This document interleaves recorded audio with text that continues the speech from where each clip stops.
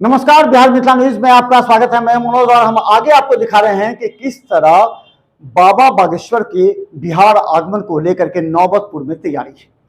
अब जरा सवाल कुछ समझिए, जितना ज्यादा बाबा का विरोध होगा उतना ही ज्यादा बाबा का कार्यक्रम सफल होगा। तो क्या तेज प्रताप यादव बाबा बागेश्वर के कार्यक्रम को अधिक से अधिक सफल कराने का प्रयास कर रहे हैं? क्या उनके अंदर, तेज प्रताप यादव के अंदर भी एक हिंदुत्व का जो बोध है वो सामने आ रहा है? नहीं तो इस तरह बाबा बागेश्वर का विरोध अपनी सेना बनाकर विरोध करना, एयरपोर्ट से लेकर के नौबतपुर तक के बीच में कहना, निश्चित तौर पर बागेश्वर धाम को और भी प्रसारित किया जा रहा है। तो चलिए हम आपको नौबतपुर से दिखाते हैं कि किस तरह वहां का कार्यक्रम है। बिहार की राजनीति में अब एक ही चर्चा गरमाया हुआ है, जहां एक तरफ बागेश्वर धाम के वीरेंद्र शास्त्री के बिहार आगमन को लेकर राष्ट्रीय जनता दल का प्रहार है, वहीं तो दूसरी तरफ हिंदू श्रद्धालुओं की भीड़ भी आस्था धीरे धीरे इतना उमड़ रही है कि पूरे बिहार में प्रत्येक दिन 3 लाख लोगों की आने की संभावना है। इस परिस्थिति में पटना के नौबतपुर में 5 लाख लोगों के रहने और दर्शन का आशियाना बन के तैयार है। धर्म को राजनीति से जोड़ने वाले राजनेता अपने वोट बैंक को समेटने का प्रयास कर रहे हैं, लेकिन जाने अनजाने में राष्ट्रीय जनता दल ने हिंदू वोटर जो कि महागठबंधन में भी थे, उनका मुंह भंग कर चुके हैं।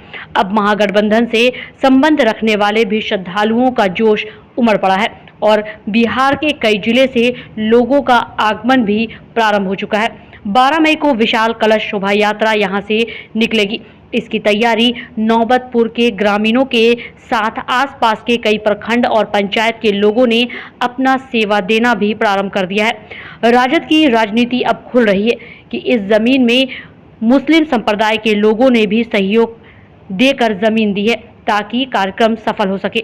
देखिए नौबतपुर में सेवा देने वाले लोगों का बड़ा बयान, जो कि निश्चित तौर पर इस कार्यक्रम के सफलता का द्योतक है। किस तरह का व्यवस्था हो रहा है, आयोजन कब से कब होगा? देखिए सर, सबसे पहले तो आपके माध्यम से जितने भी देख रहे हैं इस कार्यक्रम को, उनको बताना चाहते हैं कि यह व्यवस्था सभी सनातन भाइयों के लिए है, सभी हमारे माताओं बहनों के लिए है। 12 तारीख को हम लोगों का यहाँ पर जलभरी होगा और 13 तारीख से हम लोगों के जो कथावाचक हैं और सनातन संस्कृति के प्रचारक हैं धीरेन्द्र कृष्ण शास्त्री जी का 13 तारीख से उनका सर यहाँ पर हनुमंत कथा का आयोजन किया गया है और 13 तारीख से 17 तारीख तक यह कार्यक्रम चलेगा। आने जाने वाले सभी श्रद्धालुओं के लिए 3 लाख स्क्वायर फीट में जो पंडाल बन रहा है, इसमें वो बैठेंगे, अपना कथा श्रवण करेंगे और रात्रि में जो भी अगर यहाँ से जिनके दूर से जो आएंगे, जो यहाँ पर रहना चाहेंगे, वैसे लोगों के लिए उस रोड के उस साइड ठीक पंडाल के बगल में ही उनका व्यवस्था किया जा रहा है, जो 5 लाख स्क्वायर फीट में टेंट सिटी बनेगा, जिसमें वो रहेंगे। हम लोग यहाँ पर उनके खाने पीने की व्यवस्था कर रहे हैं, जो चलंत शौचालय होता है वो उसका व्यवस्था किया जा रहा है। कोई भी किसी भी प्रकार का कोई असुविधा नहीं होगा। यहाँ के जो भी स्थानीय लोग हैं, सभी लोग अपना दरवाज़ा खोल के रखे हुए हैं कि कोई भी व्यक्ति आए, अगर उसको कष्ट हो, अगर कहीं समस्या उत्पन्न हो जाए, अगर उसको रहने की असुविधा हो जाए, तो आइए, हमारा घर का दरवाज़ा आपके लिए खुला है और हमेशा खुला रहेगा 7 दिन बागेश्वर धाम के लिए। नाम बताइए। मनीष शर्मा। हम बताइएगा, यहाँ जो व्यवस्थाएं हो रही हैं तो कहाँ कहाँ से लोग पहुँच रहे हैं और किस तरह का जो है सहयोग कर रहे हैं? इसमें स्थानीय लोगों का सहयोग तो भरपूर मिल ही रहा है। दूर दराज से जितने भी श्रद्धालु आने हैं, उनको सम्मान के साथ आतिथ्य ग्रहण करने के लिए स्थानीय लोग तो लगे हुए हैं ही। मठ के द्वारा पूर्ण व्यवस्था की जा रही है। जो दूर दराज से आने वाले हैं, करने के लिए यहाँ बंगाल से लोग आने वाले हैं, उत्तर प्रदेश पूर्वांचल से लोग आने वाले हैं, उनको ठहरने की व्यवस्था, उनके संपूर्ण आवासीय व्यवस्था, खाना पीना रहना और सब व्यवस्था यहाँ के द्वारा किया जा रहा है। तो ये अद्भुत नज़ारा है, जिसको हम लोग कल्पना करके उत्साहित है, आनंदित है कि हम लोग के यहाँ कितने लोग जुड़ेंगे? 3 लाख तो श्रद्धालुओं के आने की उम्मीद है, लेकिन अगर आने और जाने वालों को अगर संख्या देखा जाए तो 5 लाख से ऊपर लोग रहेंगे और प्रतिदिन उनके भोजन की व्यवस्था, रहने की व्यवस्था यहाँ पे उस संख्या बल के अनुसार किया जा रहा है। आनंद मिश्रा। आपको बता दें कि 13 मई से 17 मई तक बाबा के आगमन को लेकर के हाई अलर्ट सिक्योरिटी उन्हें व्यवस्था की गई है ताकि किसी भी तरह का उनको परेशानी का सामना न करना पड़े। अगर परेशानी होती है तो निश्चित तौर पर बिहार में बवाल होना भी स्वाभाविक है।